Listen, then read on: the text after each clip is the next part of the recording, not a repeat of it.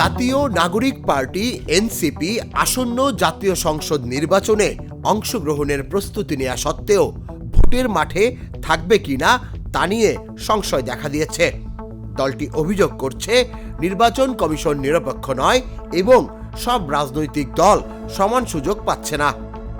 গেল রোববার সংবাদ সম্মেলনে এনসিপির মুখপাত্র ও নির্বাচন পরিচালনা কমিটির চেয়ারম্যান আসিফ মাহমুদ সজীব ভুঁইয়া জানান, পরিস্থিতি অনুধাবনের পর নির্বাচনে অংশগ্রহণ পুনর্বিবেচনা করা হতে পারে।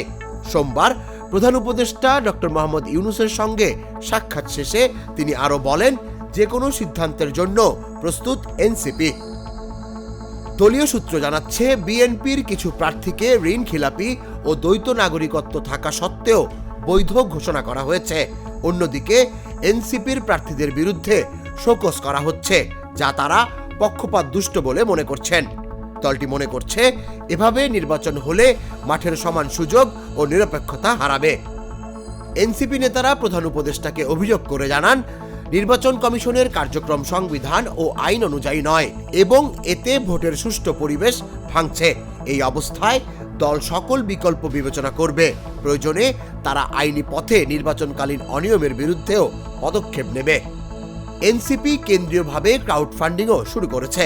এতে প্রার্থীরা স্বচ্ছভাবে নির্বাচনী ব্যয় পরিচালনা করতে পারবেন। আসিফ মাহমুদ সজীব ভুঁইয়া জানান, প্রার্থীরা চাইলে দাতাদের কাছ থেকে সরাসরি অর্থ গ্রহণ করতে পারবেন। জাতীয় নাগরিক পার্টির যেই প্রার্থীকে আপনার পছন্দ হয় অথবা জাতীয় নাগরিক পার্টিকে আপনারা ডোনেট করুন। অডিট রিপোর্টের মাধ্যমে এটা প্রকাশ করব এবং দেশবাসীর কাছে সেটা উন্মুক্ত থাকবে। বিরোধিতা কিংবা অন্যেরটা চোখে আঙুল দিয়ে দেখে দেয়া নয়, আমরা নিজেদের স্বচ্ছতা এবং জবাবদিহিতাটাও প্রমাণ করব। একই সাথে সাপোর্টটা আমরা মনে করি জনগণের থেকে আসবে এবং আমরা জনগণের জন্য কাজ করি। নির্বাচনকে দেশের ভাগ্য পরিবর্তনের নির্বাচন হিসেবে উল্লেখ করে এনসিপি বলছে, সুষ্ঠু ও নিরপেক্ষ নির্বাচন নিশ্চিত না হলে ভোটে অংশগ্রহণ নিয়ে তাদের চূড়ান্ত সিদ্ধান্ত পরিবর্তন হতে পারে। তুষার ইসলাম, জাগো নিউজ।